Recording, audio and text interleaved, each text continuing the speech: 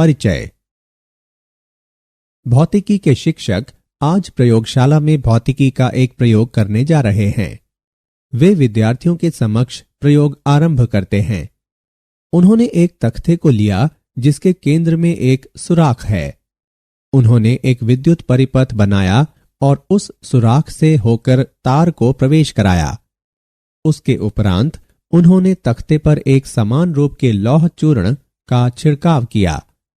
इस व्यवस्था को सजाने के बाद उन्होंने विद्युत परिपथ की कुंजी को चालू किया। जब उन्होंने विद्युत कुंजी को चालू किया तो लौह चूर्ण के कणों में थोड़ी गति हुई और वे कण संकेंद्री वृत्त प्रतिमान में व्यवस्थित होने लगे। उन्होंने यह प्रयोग आपको विद्युत प्रवाह के चुंबकीय प्रभाव को दिखाने के लिए किया। आपने देखा कि विद्युत धारा द्वारा उत्पन्न चुंबकीय क्षेत्र के कारण लौह चूर्ण कण संकेंद्रीय वृत्त प्रतिमान में व्यवस्थित हो गया।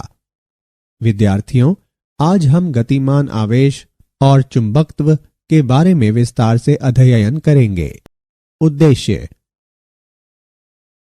इस पाठ के अंत में आप निम्न करने में सक्षम हो जाएंगे: ऑस्ट्रेड के प्रयोग की व्याख्या करना, लोरेंज बल को परिभाषित करना, फ्लेमिंग के वामहस्त नियम और मैक्सवेल के कॉर्क स्क्रू नियम को परिभाषित करना, विद्युत धारावाही चालक पर चुंबकीय बल का परिकलन करना, संयुक्त विद्युत और चुंबकीय क्षेत्र में गति की व्याख्या करना, साइक्लोट्रॉन का वर्णन करना, बायोस्वार्ट नियम को परिभाषित करना, विद्युत धारावाही वृत्ताकार पाश के अक्ष पर चुंबकीय क्षेत्र का परिकलन करना। ऑस्ट्रेड का प्रयोग। ऑस्ट्रेड ने अवलोकन किया कि एक सीधे तार में विद्युत धारा प्रवाहित करने पर नजदीक रखी हुई चुंबकीय सुई में विपेक्ष उत्पन्न हुआ। जब तार को सुई के ऊपर रखा गया और दक्षिण से उत्तर से दक्षिण की विद्युत धारा प्रवाहित की गई तो चुंबकीय सुई का उत्तरी ध्रुव पश्चिम की ओर विक्षेपित हो गया। जब तार को सुई के नीचे लाया गया तो सुई की विपरीत दिशा में विक्षेपण हुआ। सुई तार के केंद्रतः वृत्त की स्पर्श रेखा संरेखित होती है। विद्युत प्रवाह बढ़ने पर विक्षेपण अति प्रबल होता है या सुई को तार के निकट लाता है। तार के चारों ओर छिड़के गए लौह चूर्ण अपने आप को तार के संकेंद्री वृत्तों में व्यवस्थित कर लेते हैं। लोरेंज बल। किसी चुंबकीय क्षेत्र B पर जब V गति के साथ Q आवेश गतिमान होकर बल आरोपित करता है तो सामान्य रूप से यह चुंबकीय लोरेंज बल कहलाता है। इसके द्वारा दिया जाता है कि F बराबर Q गुणा V और B का गुणनफल। परिणाम स्वरूप F बराबर QVB sin थीटा। किसी चुंबकीय क्षेत्र में गतिमान आवेशित कण पर इसका चुंबकीय बल होता है। महत्तम मान जब कण चुंबकीय क्षेत्र के अभिलंबवत गतिमान होता है F max बराबर QVB। न्यूनतम मान जब कण चुंबकीय क्षेत्र अथवा विपरीत क्षेत्र की दिशा में गतिमान होता है F min बराबर 0। फ्लेमिंग का वामहस्त नियम। यदि बाएं हाथ की तर्जनी, मध्यमा और अंगूठे को एक दूसरे के अभिलंबवत फैलाएं तो तर्जनी चुंबकीय क्षेत्र, मध्यमा विद्युत प्रवाह और अंगूठा बल की दिशा निरूपित करते हैं। इस नियम का उपयोग चुंबकीय क्षेत्र में धारावाही तार के लिए होता है। तार मोटर यंत्र के आर्मेचर के रूप में कार्य करता है। मैक्सवेल का कॉर्क स्क्रू नियम। कल्पना कीजिए दक्षिण हस्त कॉर्क स्क्रू को विद्युत धारावाही चालक के साथ स्थापित किया जाता है। यदि स्क्रू को इस प्रकार घूर्णन कराया जाता है कि यह विद्युत धारा की प्रवाह की दिशा में गतिमान हो तो अंगुष्ठ के घूर्णन की दिशा चुंबकीय रेखाओं के बल की दिशा को इंगित करती है। विद्युत धारावाही संचालक पर चुंबकीय बल। जब किसी चालक को चुंबकीय क्षेत्र में स्थापित किया जाता है तो चालक में संगठित धारा का वहन करने वाला गतिमान आवेश चुंबकीय बल की अनुभूति कराता है। हम एक चालक के अनुभाग पर विचार करते हैं जिसका एक समान अनुप्रस्थ काट क्षेत्र A एक समान चुंबकीय क्षेत्र B में आई विद्युत धारा तत्व का वहन करता है। हम विचार करते हैं कि चालक का विद्युत धारा तत्व IdL है। चालक के तत्व Dl में मुक्त इलेक्ट्रॉन की संख्या NaDl है, जहां N संचालक में मुक्त इलेक्ट्रॉन के घनत्व की संख्या है। विद्युत धारा तत्व IdL द्वारा स्थापित चुंबकीय बल को -ENADL गुणा V और B के गुणनफल द्वारा दर्शाया जाता है, जो I गुणा DL और B के गुणनफल के बराबर है, जहां I चालक में विद्युत प्रवाह है। चालक पर परिणामी बल F चालक के संघटन में सभी तत्वों के योगदान का सदिश योग है। अब हम परिणाम के रूप में पाते हैं F बराबर I गुणा L और B का गुणनफल। सरल चालक पर चुंबकीय बल का परिणाम दिया गया है F बराबर BIL sin थीटा। उदाहरण। अब हम एक उदाहरण द्वारा विद्युत चालक पर चुंबकीय बल को समझते हैं। 0.1 मीटर लंबाई का एक क्षैतिज तार 6 एम्पीयर विद्युत धारा का वहन करता है।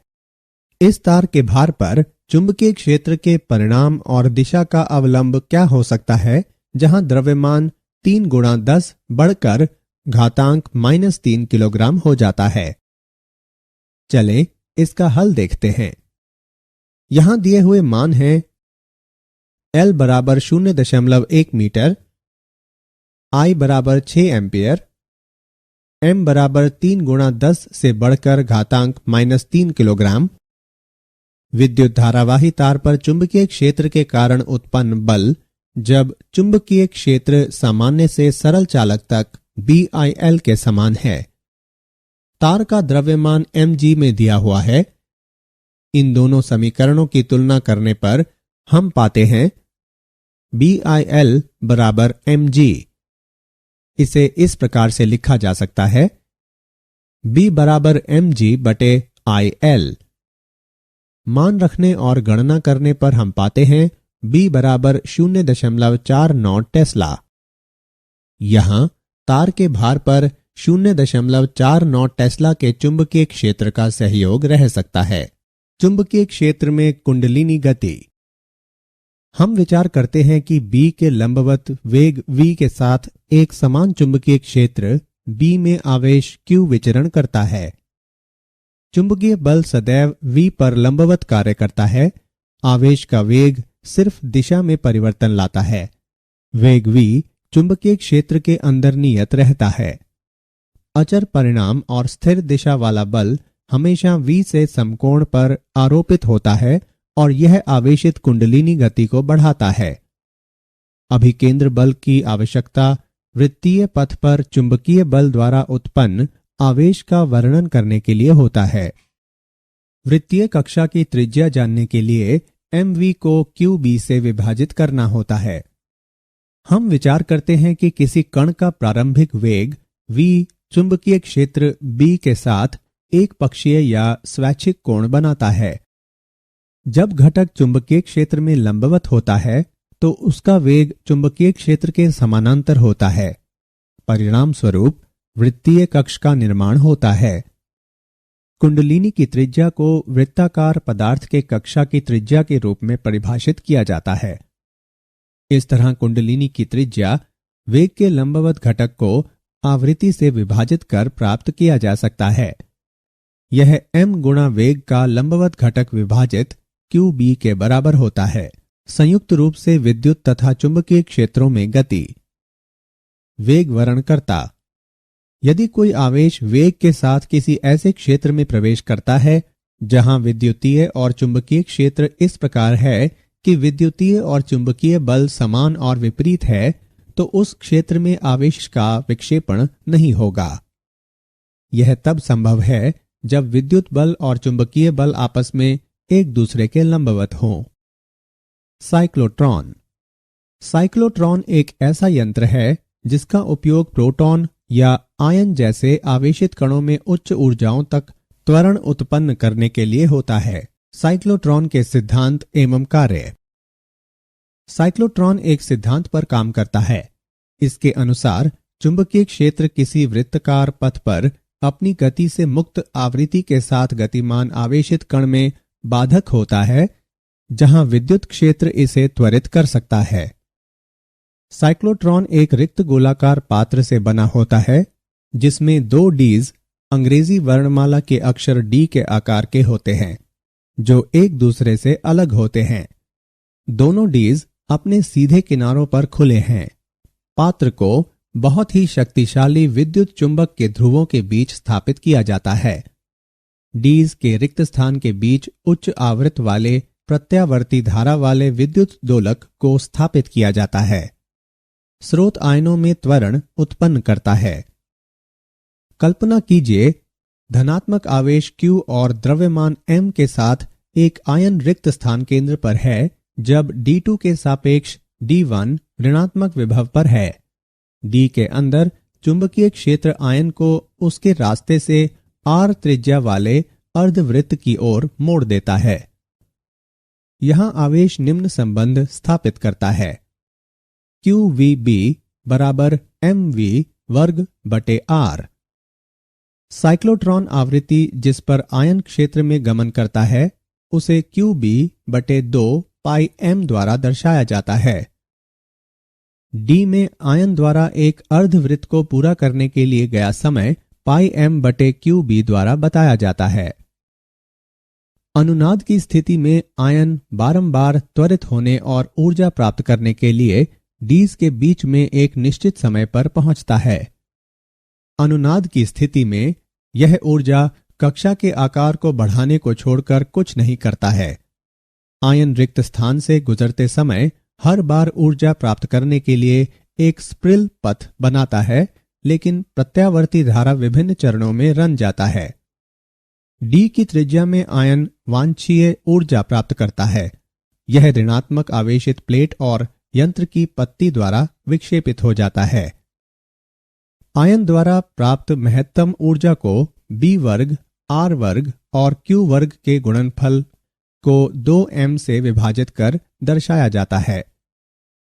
संयोजन की श्रेणी में V बराबर V1 plus V2 plus V3, जहां समानांतर संयोजन में Q बराबर Q1 plus Q2 plus Q3। संयोजन की श्रेणी में CS का व्युत्क्रम बराबर 1 बटे C1 प्लस 1 बटे C2 प्लस 1 बटे C3, जहां समानांतर संयोजन में CP बराबर C1 plus C2 plus C3। संयोजन की श्रेणी में धारिता को कम करने के लिए संधारित्र श्रेणी में जुड़े होते हैं, जहां समानांतर संयोजन में संधारित्र धारिता बढ़ाने के लिए समानांतर क्रम में जुड़े होते हैं। साइक्लोट्रॉन के अनुप्रयोग और उसकी सीमाएं। आणविक प्रतिक्रिया के अध्ययन में इसका इस्तेमाल होता है। इसका उपयोग आयनों के ठोस में प्रत्यापरण और उनके गुणों के रूपांतरण में होता है। इसका उपयोग रेडियोएक्टिव पदार्थों के उत्पादन में होता है जो बीमारियों के निदान और उपचार में काम आता है। उच्च वेग में सापेक्ष द्रव्यमान घटने से साइक्लोट्रॉन की आवृत्ति कम हो जाती है। इसकी वजह से विद्युत दोलक के साथ ये कण अनुनाद से बाहर चले जाते हैं। न्यूट्रॉन की तरह यह विद्युतीय उदासीन कणों के त्वरण में उपयोग में नहीं आता है। बायो-सवार्ट नियम। यह किसी बिंदु पर चुंबकीय क्षेत्र का गणितीय विवरण है जो विद्युत धारा तत्व के माध्यम से विद्युत धारावाही से दृष्टिगोचर होता है।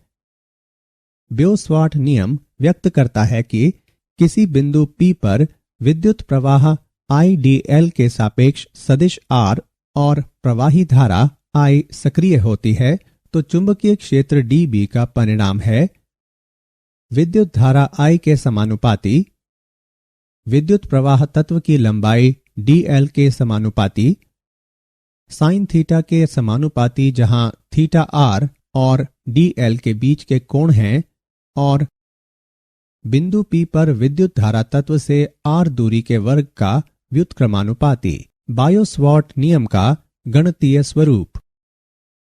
गणितीय स्वरूप में dB बराबर k गुणा I और dl व r कैप का वेक्टर गुणनफल क्रॉस प्रोडक्ट r की घात 2 से विभाजित, जहां k समानुपाती नियतांक है और इसका मान म्यू 0/4 पाई द्वारा दर्शाया जाता है। अब सदिश रूप में बायो-सवार्ट नियम dB बराबर म्यू 0/4 पाई गुणा I और dl व r कैप का वेक्टर गुणनफल क्रॉस प्रोडक्ट r की घात 2 से विभाजित, और परिणाम रूप dB बराबर म्यू 0/4 पाई गुणा I dl sin थीटा बटे r की घात 2। विद्युत धारावाही वृत्ताकार पाश के अक्ष पर चुंबकीय क्षेत्र। विचार किया जाए कि r त्रिज्या वाले वृत्ताकार पथ I विद्युत धारा प्रवाहित कर रहा है। हमें विद्युत धारा पाश से प्रभावित बिंदु P पर चुंबकीय क्षेत्र की गणना करनी है। बिंदु P विद्युत धारा पाश के अक्ष पर स्थित है। हम विचार करते हैं कि एक अति सूक्ष्म तत्व AB की लंबाई dl है।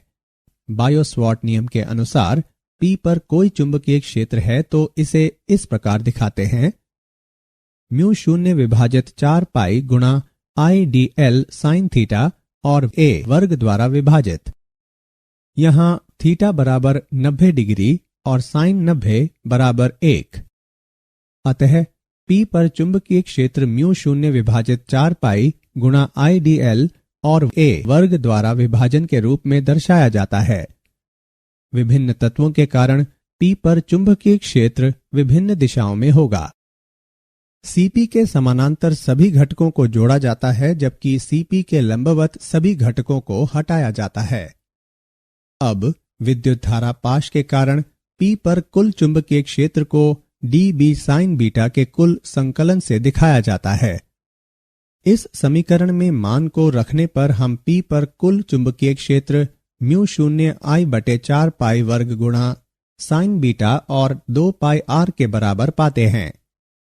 लेकिन साइन बीटा बराबर r/a, अतः P पर कुल चुंबकीय क्षेत्र म्यू 0 I r वर्ग बटे 2a घन के बराबर है। इस समीकरण को हम इस प्रकार से भी लिख सकते हैं, म्यू 0 I r की घात 2 बटे 2 गुणा r वर्ग प्लस x वर्ग की घात 3/2। यह चुंबकीय क्षेत्र वृत्ताकार कुंडली के अक्ष पर कार्य करता है। क्या आप जानते हैं, साइक्लोट्रॉन और उसकी किरण पुंज रेखाएं लगभग 1.5 मेगावाट ऊर्जा खपत करती हैं। सर्वविदित चुंबकीय क्षेत्र को विद्युत धारा या परमाणु चुंबकीय गुरुत्व या समयाक्षित विद्युत क्षेत्र द्वारा प्राप्त किया जा सकता है। न्यून प्रतिरोध शंट का उपयोग दो उद्देश्यों, मीटर की श्रेणी को बढ़ाने और दृढ़ता से इसका कुल प्रतिरोध कम करने के लिए किया जाता है। सारांश।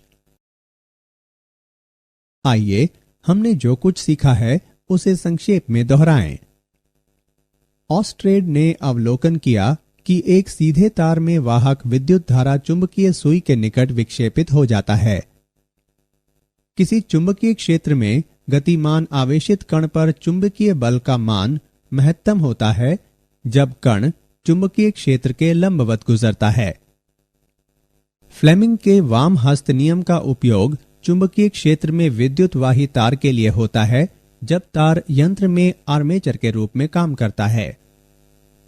मैक्सवेल का कॉर्क स्क्रू नियम बताता है, यदि स्क्रू इस प्रकार घूर्णन करे कि यह विद्युत धारा के प्रवाह की दिशा में गतिमान हो, तो अंगूठे के घूर्णन की दिशा चुंबकीय रेखाओं पर आरोपित बल की दिशा में इंगित करती है। अभिकेंद्र बल का उपयोग चुंबकीय बल द्वारा उत्पन्न वृत्ताकार पथ पर आवेश को जानने के लिए होता है। कुंडलिनी की त्रिज्या कक्षा के वृत्ताकार पदार्थ की त्रिज्या के रूप में परिभाषित की जाती है। साइक्लोट्रॉन एक यंत्र है जिसका उपयोग आवेशित कण को त्वरित करने के लिए होता है ताकि प्रोटॉन या आयन उच्च ऊर्जा प्राप्त कर सके।